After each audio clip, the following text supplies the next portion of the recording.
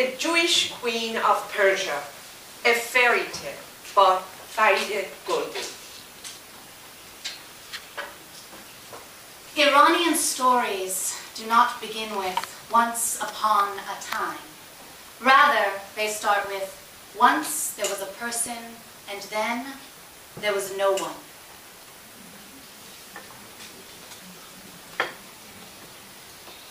In a dark winter night, when I was about 6 years old, my grandmother told me the story of Esther, the Jewish queen of Persia. My grandmother sat cross-legged on a Persian carpet, and once in a while freed one leg to reach over to the samovar, pouring us tea in clear hourglass fenjins. I put a sugar lump between my back molars, transferring the date-colored tea to a glass saucer, blowing on it before noisily sipping from it. Life was good. Yeki بود, yeki نبود. There was once a person, and then there was no one. زیر گنبد کبود, under the blue sky, once there was a beautiful young virgin named Esther, an orphan in care of her uncle. Uncle Mordechai said, "The king is looking for a new wife. I am taking you to the palace to be viewed. You'll compete with many exotic beauties. But if you win, who knows? Maybe you'll be able to help your people in time of trouble." And when Esther was indeed chosen as the Shah's prize, her uncle told her to stay demure, silent, to hide her Jewish identity. I had seen pictures of Persian kings on copper trays and silver sugar bowls, long, curly black beard and hair, sitting in high, bejeweled chairs, stern, unsmiling, powerful, frightening, and, yes, majestic and beautiful. Why did Esther go? I would not have gone.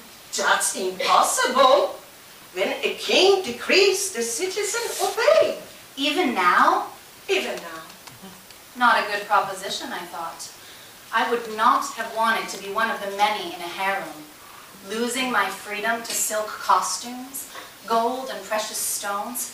What trappings! Queen Esther was afraid of speaking to her own husband, and that husband of hers didn't treat his other wife, Vashti, with love, respect, or compassion. Divorcing her, sending her away after she refused to dance for her husband's guests, after she refused to be cheapened and humiliated. That wasn't a fairy tale, not a happily ever after kind of a story. It was a frightening tale of helplessness for the young girl that I was. The stories remained with me throughout the 23 years I lived in Iran.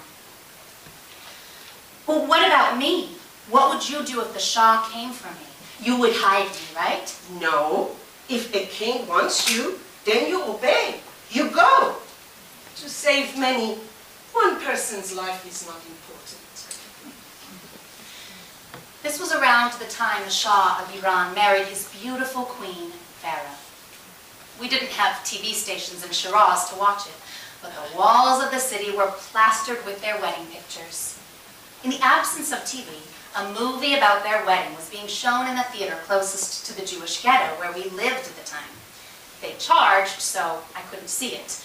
But the pictures of the beautiful bride with her white taffeta wedding gown, a diamond tiara, and a very, very long silk train, surrounded by numerous flower girls my age, were everywhere.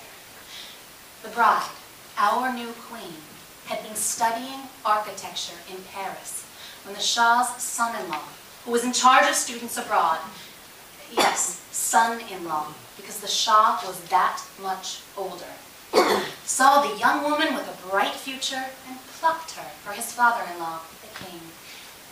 That was the way it was done. The Shah had given his young daughter to the man for his support. He returned the favor with another young woman, or at least that's the way I saw it. Women were commodities. As the country celebrated their wedding, as young girls were awed by the white lace, jewels, and the glitter, I shuddered. She should have said no.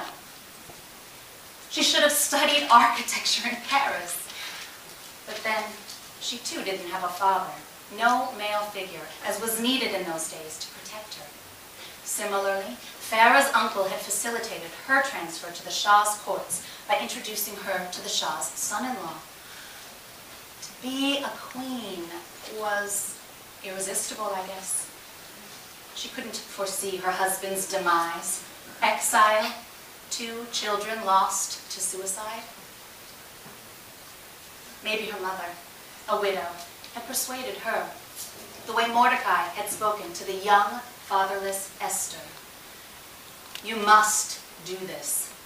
This is for the family, for me, for your people. Queen Esther's story of selflessness still haunts me. When 12 years old, I had a chance to make pilgrimage to her shrine in Hamadan. My uncle, who accompanied us, said, "There's a passage underneath that leads to Jerusalem, a passageway to escape just in case of trouble." I was in trouble.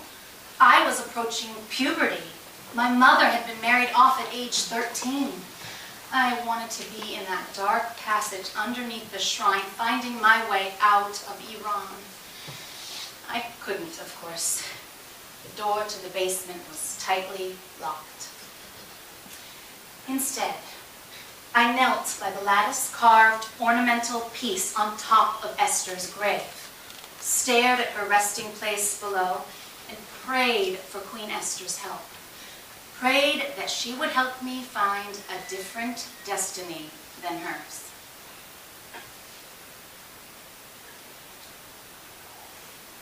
As an Iranian Jewish woman, I am thankful that her heroism saved me and my daughters.